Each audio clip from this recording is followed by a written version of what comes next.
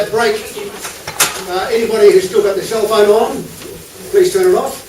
If I hear a cell phone ring, you're going to do a 5-minute impromptu at the conclusion of this presentation. 5 minutes. 5 minutes. Okay, I think Taumaranui Toastmasters too can have a little boast. We also celebrate our 40th birthday this year.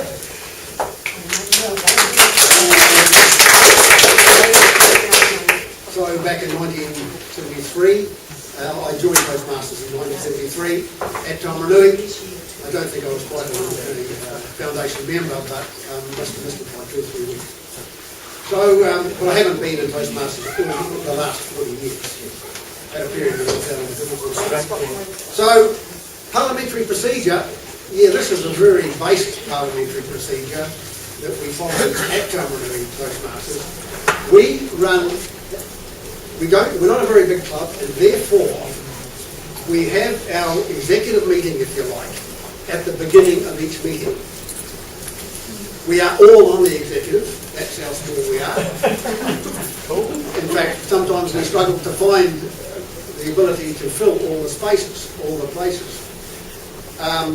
Years ago, when we had a large club, we would meet once a month, the executive group. But now we just have a little meeting, a formal meeting at the beginning of each fortnightly meeting. How many minutes? We struggle to make 10. So we can be anything from 4 on a bad night to 8 or 9 on a good night. But parliamentary procedure, you know, there's books being written on parliamentary procedure, and forgive me if I'm telling my grandmother to suck eggs here, because there's probably some of you, many of you here, that are familiar with parliamentary procedure and how to run a formal meeting. But when we started doing it, we found that not many of the club members actually knew how to run the, you know, what was the guts of running a good formal session. Running through the various procedures, you know, the apologies, the minutes, the correspondence, the reports, the accounts, and just how you do it. And also, the other point that comes up, I notice, is the confidence of being a chairman. And your ability to just maintain control and have that authority and that ability to run the meeting and say, this is my meeting, I'm going to run it my way, I'm in charge here, and I want you all to listen. That's what the chairman does. And he follows parliamentary procedure. As members of a committee, and you're all being committee members, as members of a committee, you also have to be aware of parliamentary procedure. And you also have to have the gumption, the initiative, to, when something wants a seconder, would somebody please move that the apologies be accepted, somebody's got to say, I will move that. People seem to sit around and look at each other and say, who's going to move that? Just put your name forward and say, I will do that. Want a seconder for that motion? Stand up and say, yeah, I'll second that, no problem. Don't sit around and wait for someone else to do it. So it's good for everybody to know what parliamentary procedure is about, so you can be part of it and enter into it. The objectives of parliamentary procedure in running a formal meeting. And let's face it, how many of you jumped in the car on the way home from a committee meeting, wherever it is, school committee, sports club, whatever it is, jump in the car on the way home, and you have the best meeting with your mate on the way home in the car. Because somehow you got hoodwinked at the meeting itself, or you forgot something at the meeting itself, and the best meetings on the car on the way home. So, the objectives of parliamentary procedure are, you've got a lot of stuff to get through. You've got a lot of matters, a big volume of matters that have to be discussed. So you've got to get through to the end of the agenda. You've got a limited time in which to do it. So you've got to be efficient with your use of time. You've got to be accountable, because you're only representatives of a larger organisation on a committee. And I'm not just talking about Toastmasters here, I'm talking about generally, because often we're asked to be part of a committee as Toastmasters. And you should be able to jump in and say, Chairman's not here tonight, I'll do it. You've got to be accountable. That's the third most important thing. Anything that happens at that meeting, you should be quite prepared to talk about with the wider sports group you represent. It's got to be democratic. Everybody has to have a chance to have their say, and the voting procedures have to be democratic. And the last and most important thing is what you decide and what happens at that meeting has to be able to be recorded. Now, a lot of you have been secretaries at a lot of other meetings apart from Toastmasters.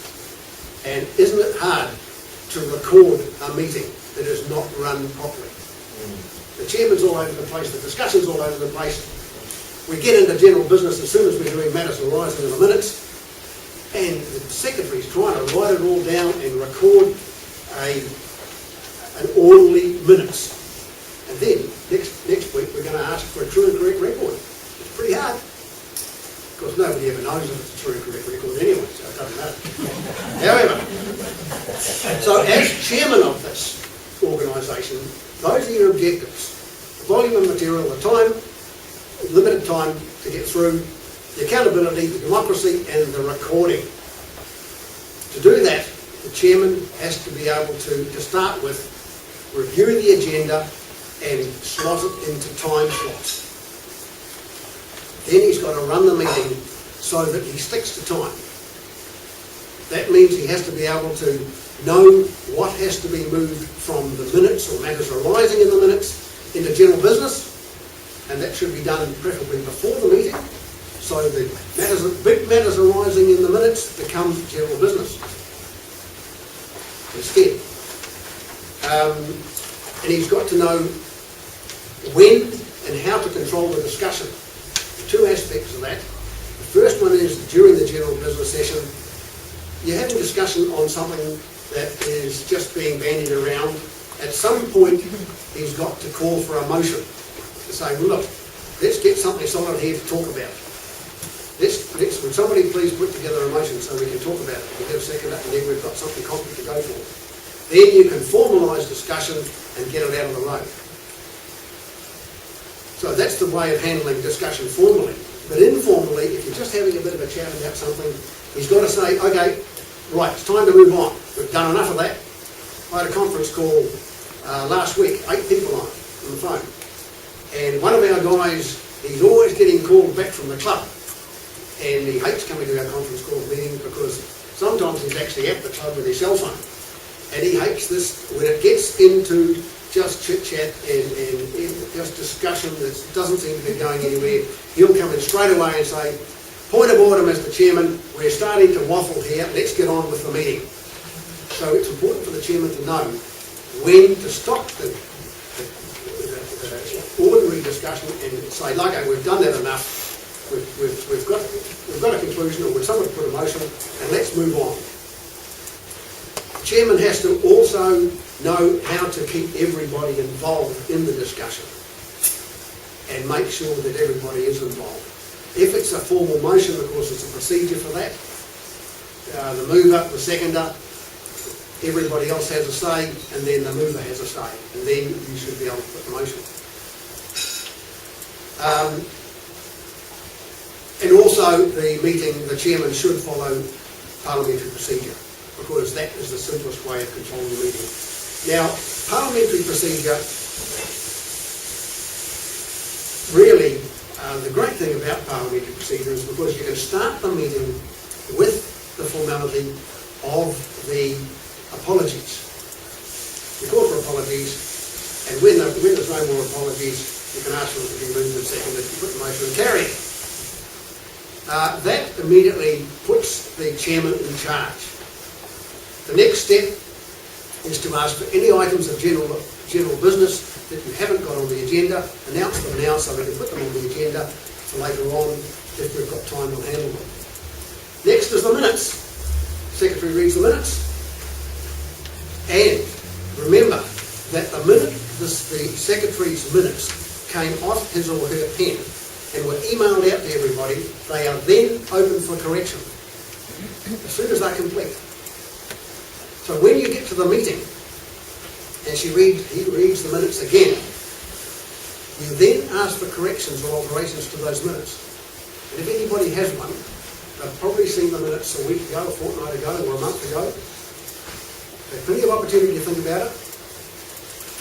Ask for corrections. If you put in any corrections and you ask then for someone to move that they're a true and correct record. As amended. Thank you. You then ask for a seconder. Any discussion on the motion, and the motion is that they're a true and correct record. Any discussion on this motion is a discussion about the accuracy of the meeting, of the minutes. It's not any discussion about the content of the minutes, it's about the accuracy of them. Because that is the motion on the table, that they are true and correct. You put and pass the motion that they're true and correct, then they are open for discussion. And that's when you have matters arising. Now that's a very, very important point to remember, because you can't actually discuss the minutes until they've been accepted as true and correct. Often we hear the discussion about the minutes taking place before they are accepted as true and correct, or we just pass the minutes. They don't get passed as true and correct. So that's and another aspect to that, remember, is that you're asserting your authority, you're controlling the meeting. So once the matters, and remember, matters arising, don't get too carried away with matters arising. If you can see when you should have already done your homework and transferred any big matters arising to general business, matters arising is strictly related to the minutes and reports and results from those minutes. If you're asked to do something, report back on it quickly. If there's a big report to be presented subsequent to those minutes, well then you might find it best done in general business or in the reports. But the chairman must limit the discussion on matters arising from the minutes. How many times have you been to, is that 12 minutes? Yes. Thank you. How many times have you been to a meeting when matters arising goes on for a couple of hours and you're passing motions and you're coming up with resolutions and matters arising after the minutes? You know, you're having lunch and you're not halfway through the meeting. You've only just got over matters arising from the minutes. Following on, so shorten that up. As a chairman, shorten that up, do your homework, see how you can shorten it up, and move on to the rest of the meeting. Because the guts of the meeting is general business, remember that. You've then got accounts presented, and really the rest of the meeting follows the procedure as the minutes do. You present the accounts, and you present the income received, and the accounts to be paid, and then they are presented, they are moved as, or what are they moved as? Moved as true and correct? No, you're... The financial accounts be accepted, the financial statements be accepted, and the account payment be approved. That's right. Financial accounts be accepted, and the accounts for payment be approved, and receipts acknowledged. I always prefer not to allow the secretary to move the minutes or the treasurer to move the motion on the accounts. Yes, because that person is not impartial. That person, the treasurer, prepared the accounts and therefore should not be the one to move the accounts. I always ask for a second person to move them, move that the accounts be approved, and a third person to second them. So you've actually got three people. And the same with the minutes. The person that wrote the minutes should not be moving the true and correct. Then we move on to correspondence, and similarly with correspondence, at the end of correspondence, we move that they be received and acknowledged. I just wonder if right now, we've got a little bit of feedback here in the front. Are there any other questions? I mean, really the rest of the meeting, moving on to moving motions and amendments, is a whole other field, and it's certainly not available time tonight to discuss that. But I reiterate that the important thing is to get up there as a chairman, assert your authority on the meeting and maintain control by using parliamentary procedure. Are there any comments anyone would like to make? Because I know this. Legal record. Sorry? A legal record? A legal record. Yes. That's another reason. Well, that gets back to the accountability, does it? Yes. You are going to be audited, and at many meetings you're at, the way you perform at your meetings could come up in your audit. So it's a legal record, you have legal objectives. Thanks for that. And the secretary does have voting rights, so that can be Yes. Yes. but they shouldn't put forward a motion to write it down. So No, we are only, in terms of the minutes, the secretary is only writing the minutes. We get somebody else to move them, and a third person to second them. But when you ask for all those in favour, please say aye. The secretary can say aye, yes. She has the right to acknowledge. that is what I'm saying. Yeah. Thank you. Any other quick questions? Or quick comments? Where have I gone wrong? You've done well. Righto, Mr. Chairman. It's great to be part of this meeting tonight. Been to a few Home Office training sessions, and this has been most important.